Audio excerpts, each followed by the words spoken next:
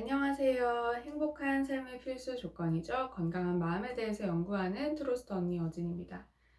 네, 여러분 오늘의 주제는 우울증 과연 완치 가능한 거야? 라는 질문에 대한 대답입니다. 저도 그렇고 영상을 보고 계시는 많은 분들이 만약에 우울증으로 고생을 해보신 적이 있거나 하고 계시다면 이놈의 우울증이라는 게 굉장히 미묘하고 또 호전이 됐다고 하더라도 이것이 완벽하게 나은 것인지 아닌지를 참 구분하기 어려운 병이라는 데 모두 공감을 하실 거예요. 그리고 주변에 보면은 특히 6년째 약을 먹고 있어요. 저는 만성 우울증 환자입니다. 저는 만성 불안장애 환자입니다. 이런 것처럼 약간 이 정신질환 같은 경우에는 좀 이게 만성화되는 경우가 많고 그런 사례들이 이제 주변에서 찾아볼 수 있다 보니까 이게 과연 완치가 가능한 걸까? 이렇게 질문하시는 분들이 많습니다. 여러분 결론부터 말하자면요.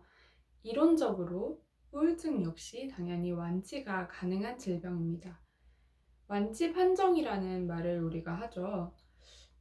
더 이상 재발의 위험성이 그렇게 크지 않고 일상적인 관리 정도만 해준다면 이것이 다시 발병할 것이라고는 생각되지 않는 상태, 현저히 그런 가능성이 낮아진 상태를 완치라고 본다면 그런 판단을 내릴 수 있는 기준은 정신과에서도 있을 거예요. 그리고 완치에 대한 제 개인적인 생각은 이렇습니다. 저는 완치라는 건 없다고 생각해요. 앞서 결론으로 이론적으로는 완치라는 개념이 있지만 제가 우울증을 겪으면서 이것에는 완치는 없겠구나라는 스스로의 결론을 내렸습니다. 그러면 이런 의문이 드실 수 있겠죠. 그렇게 치료받아라, 그렇게 상담받아라, 병원도 가봐라 이렇게 말해놓고 완치가 없다고? 그럼 뭐 하자는 거야? 이렇게 생각하실 수 있는데요. 아니요, 제가 천천히 왜 그렇게 생각하는지 얘기를 해볼게요. 이론적인 완치 판정을 기다리시는 거라면, 그렇다면 언제 약을 그만 먹어야 할까요? 라는 질문일 수 있을 것 같고요. 그게 아니라 내가 어떤 증상이나 이제 이 질병으로 인해서 나의 삶이 변화가 있었을 거잖아요. 그래서 옛날에 만약에 건강했다고 표현을 한다면 건강했던 옛날의 나로 돌아가는 것이 완치라고 생각을 하신다면 저는 그 두 가지를 좀 구분을 해서 이야기를 하고 싶습니다. 첫 번째로 약을 언제 끊어야 되냐. 정신과 약에 대해서 사람들이 굉장히 걱정이 많잖아요. 그런데 모든 약들은 사람마다 개개인의 그 정도 차가 있을 수 있고 효과에 대한, 그리고 그것에 대한 부작용도 당연히 모든 약들이 있습니다. 그래서 부작용을 줄이고 효과가 높은 약으로 계속 조절해 나가면서 정신과에서 처방을 해주시는 거고, 그리고 어떤 증상의 호전도에 따라서 그 약물을 서서히 줄여 가시는 거거든요. 아니면 그냥 꾸준히 먹으면서 관리하면서 살아가도 되잖아요. 왜냐면 병을 그냥 냅두고 있는 것보다 훨씬 편안하고 훨씬 건강한 삶을 주니까요. 두 번째로 우울증, 불안장애, 조울증 등의 에피소드를 겪기 이전으로 돌아가는 것을 완치, 회복이라고 생각을 하신다면 정말 진지하게 물어보고 싶은 건데요. 그거 여러분의 소망이신가요? 이 소망은 본인에게서 나온 소망이라기보다는 제 생각엔 주변 사람들에게서 나온 것일 확률이 높습니다. 이런 거죠. 이제 부모님께서 우울증을 겪고 있는 딸, 아들, 자식들을 보실 때 이제 걱정이 되시니까 우리 딸은 언제 완치될까요? 언제 예전처럼 돌아갈 수 있을까요? 참 착하고 예쁜 딸이었는데 이렇게 말씀하시는 경우가 많아요. 그리고 주변 가까운 사람들, 그러니까 내가 우울증으로 인해서 나를 많이 도와주고 있는 사람들이 나 때문에 조금 힘들 수도 있잖아요. 그럼 그런 사람들이 너 이제 언제 옛날처럼 돌아와? 라는 질문을 하기 때문에 우리가 완치가 가능한 걸까? 라는 생각, 예전으로 돌아갈 수 있을 돌아갈 수 있을 것인가? 거기에 대한 생각을 한다고 저는 생각합니다.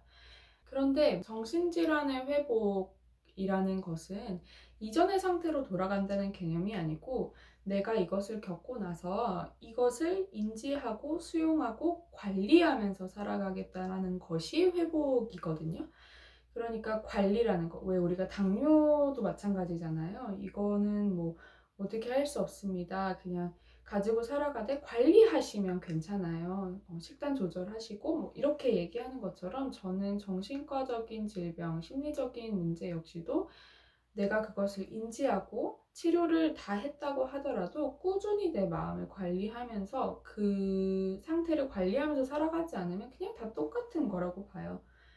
그리고 예전의 내 모습이 건강한 모습이었다면 나는 왜 우울증에 걸렸을까요? 저는 그랬어요. 되게 좋은 모습만 보여주고 늘 밝은 모습만 보여주려고 했지만 결국에 그 가면을 썼던 것이 저를 우울증으로 이끌었거든요. 그러면 저는 이제 예전으로 돌아가야지라는 목표를 세웠을까요? 그게 전혀 아니고 제 채널 이름, 재생 목록 이름 중에 하나죠. 우울해도 살아가기. 나는 우울하지만 살아가겠다. 나는 우울증이었지만 지금도 약을 먹고 있고 지금도 상담을 받고 있지만 이런 나를 데리고 잘 살아가겠다 하는 것이 회복이거든요. 자, 다시 한번 결론. 1번, 이론적으로 우울증은 완치가 가능하다. 2번, 하지만 완치가 되고 싶다면 그것이 어떤 모습일지 생각해 보셔라. 그 모습으로 완치되려는 것이라면 노력하면 된다. 3번, 다른 사람의 기대 때문에 완치에 강박을 가지고 계시다면 그것 자체로 완치는 이제 점점 더 멀어지는 길이다. 그렇게 결론을 짓고 싶습니다. 여러분, 오늘 영상은 어떠셨나요? 만약에 여러분의 인생에서 대신 살아주지도 않을 누군가가 아무리 나를 사랑한다고 해도 상관없어요. 우리 엄마가 내 인생 대신 살아줄 거 아니고 내 남자친구가 내 인생 다시 살아줄 거 아니고 내 가족 역시 다 마찬가지입니다. 우울한 나를 데리고 살아가야 되는 것은 나인데요. 다른 사람들이 너 언제 다나? 라는 말을 만약에 하고 있다면, 그런 식의 시선이 느껴진다면, 마음이 강박으로 찾아온다면 당당하게 말하세요. 나는 아직 환자야. 우울증은 완치가 원래 어렵대. 오래 걸린대. 건드리지 마. 그렇게 말씀하시고 내 마음속에서는 나는 우울해도 잘 살아갈 수 있어. 내가 이만큼 나아진 것은 이미 내 안에 에너지가 있다는 뜻이지. 치료를 시작했으니까 괜찮아지고 있는 거야. 이렇게 분리해서 말씀을 하시기를 당부드리겠습니다. 여러분, 오늘도 이 영상이 유익하셨다면 구독, 좋아요, 알림 설정 부탁드리고요. 제가 늦게라도 댓글 다 달고 있어요. 여러분들 고민 있으시거나 궁금한 점 있으시면 댓글로 꼭 많이 많이 남겨주세요. 그럼 여러분 행복한 밤 보내세요. 아...